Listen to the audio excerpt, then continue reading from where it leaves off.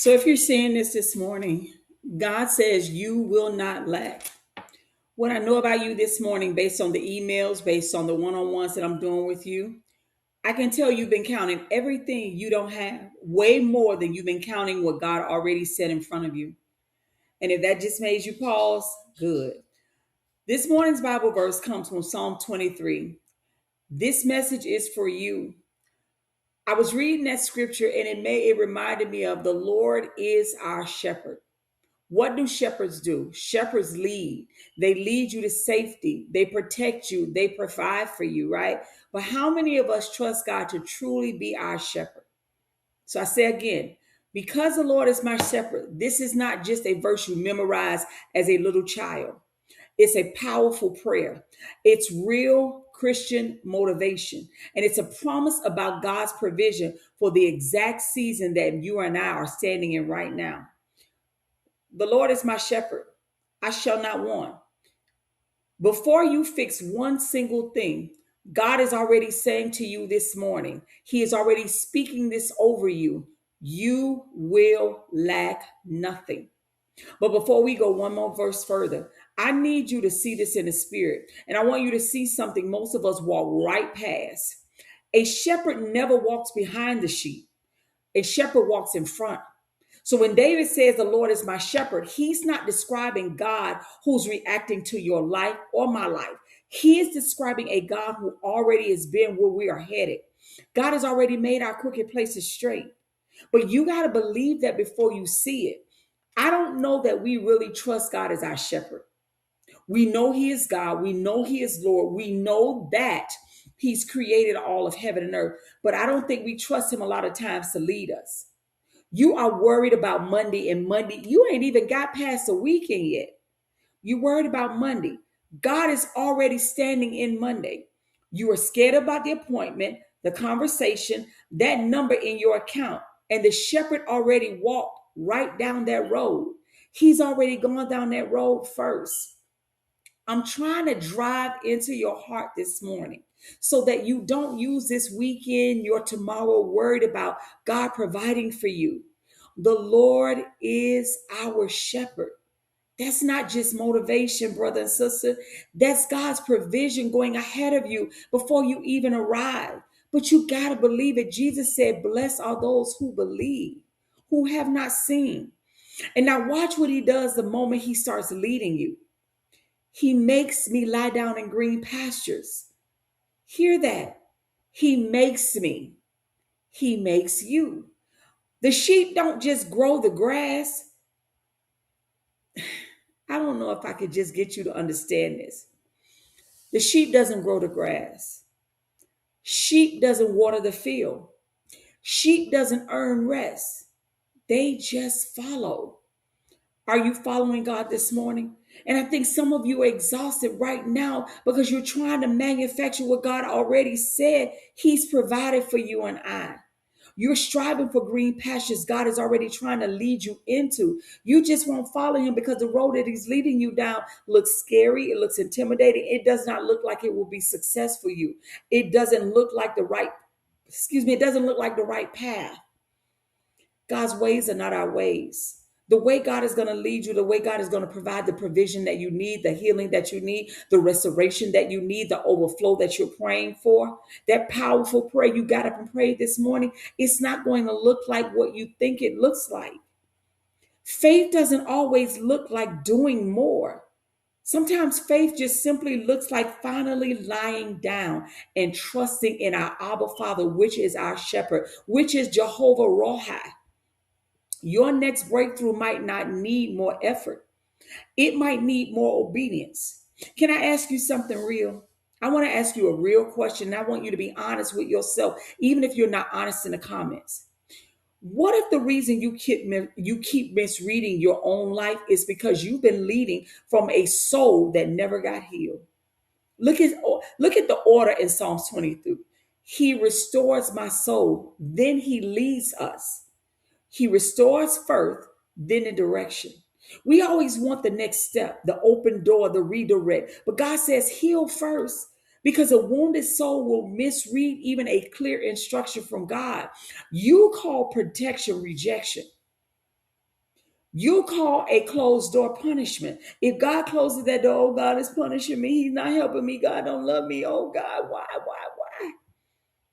God is not punishing you. He's protecting you.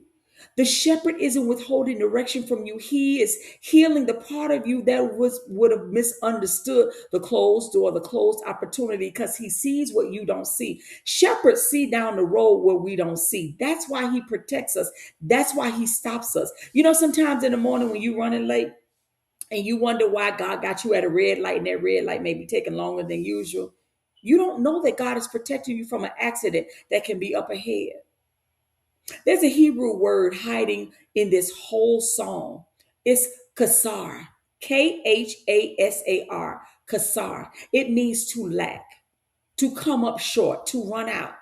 It's the same word used about Israel in the wilderness. 40 years, no grocery store, no backup plan, and scripture said they did not lack anything. Water came out of a rock. Bread miraculously fell from the sky.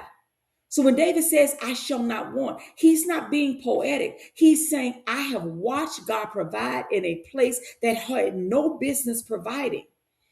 That's God's provision. Not provision when it makes sense, provision in the wilderness. Provision in the wilderness. So if he provided there, then what is the valley really about? Have you thought about that? What is the valley really about? Though I walk through the valley of the shadow of death, through, you are walking through. You didn't get stopped there. That's not the end of your story. That's not the finish line. David didn't say, I live in the valley. He didn't say, I built a house in the valley. He said, I walked through it just like you are.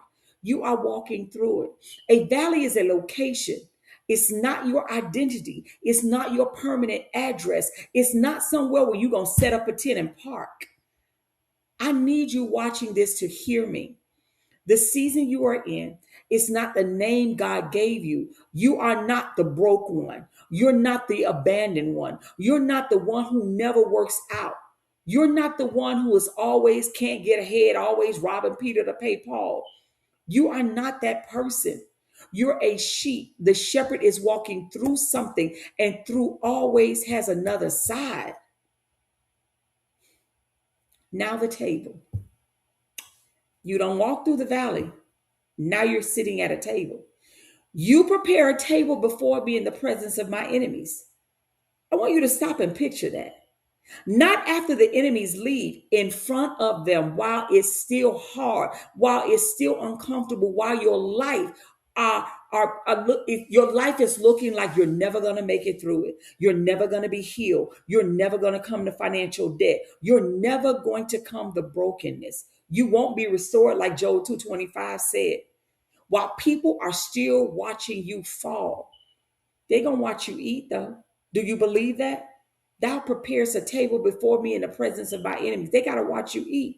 That's the kind of provision that doesn't wait for the room to clear or for your situation to get better. So if you're in a valley right now and you feel surrounded by trouble, by heartache, by pain, by things that look like it will never get better, what if that's not the end of your story? Because it's not. What if God is already setting a table that you just haven't sat at yet? You have not sat down to that table yet. The Lord is my shepherd, I shall not want. You will not lack, even here in the season that you are in. But before you go, let me leave you holding on to one thing. One thing. Before David ever mentioned the valley, before he mentioned his enemies, before he even mentioned the table, he settled one thing first. And that is what I need you to get settled in your heart this morning. And that is this: the Lord is my shepherd. Get that settled. What do shepherds do? They lead their sheep, their flock. You, me, we are God's sheep. Everything else in Psalm 23 only makes sense after that one line is settled in you. The Lord is my shepherd. So maybe that's what God is restoring in you today, this morning. Not your circumstances first, your confidence in who is leading you, who is with you, who is going to protect you, who is going to provide for you, who's going to cover you, who is going to lead you and get you through to the other side of this valley. Yea, though you walk through the valley, you don't have to see the whole route. You just have to trust the one that does. Sheep never do. You just have to stay close to the shepherd who is leading you. Draw close to the shepherd today. Because if the Lord is your shepherd, you will not lack. Not in the pasture, not in the valley, not in the table, not anywhere he is leading you. If this met you right where you are this morning, do one thing for me. I want you to comment in the comment section, provided. Just simply put in the comments, provided. Let it be your agreement that God is your shepherd and you will not lack in this season, even though you don't see it. But what does the word say? The just shall walk by faith and not by sight. When the shepherd is leading you, you don't know where you're going. You just following the shepherd, but you know he's going to get you to green pastures. You know he's going to get you through this valley. You know he's going to get you on the other side. My prayer is that you will send to somebody that you know needs this, that you will let this resonate in your heart and that you will receive it by faith. If you want to keep growing in your faith, identity, and God's provision, subscribe. Stay in the house. I've got the next word ready for you. The Lord is your shepherd. You will not lack. I'll see you. I'll see you on the other side of this heartbreak, on the other side of this pain, on the other side of the lack, because the enemy wants you to believe right now that you are defeated. You are not defeated. You are a child of the Most High God. You are his sheep. He is leading you. Receive it by faith, my sister and brother. I pray that you are blessed by this.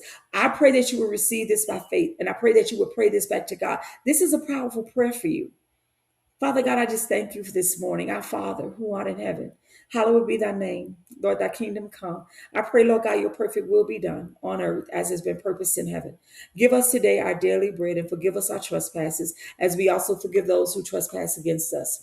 Father God, lead us not into temptation, but deliver us from all evil. For thine is the kingdom, the power, and the glory forever and ever. Amen. Father, I thank you for this beautiful, blessed morning that you've allowed us to see. Thank you for extending grace and mercy to us. I am praying that this word that you've allowed me to share with my brother and sister, that it will resonate and will take root as seed in their heart to know that you're our shepherd and you are leading us through this valley. We will get to the other side. And while we're in the midst of it, as our shepherd, you will provide, you will protect, you will cover us. Even if it doesn't feel good and it may be taking longer than they expect, I pray that you would heal them.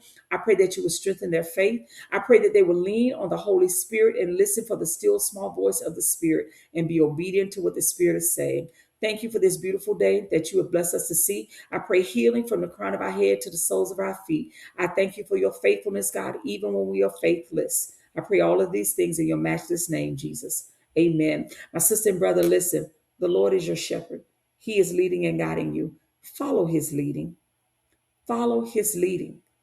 Psalms 23, the Lord is my shepherd, is a powerful prayer. It is our Christian motivation of faith. Faith is God's provision. It is God showing us that he provides for his children. All you simply have to do is trust him. God says, if you are seeing this, God says you will not lack. Shalom.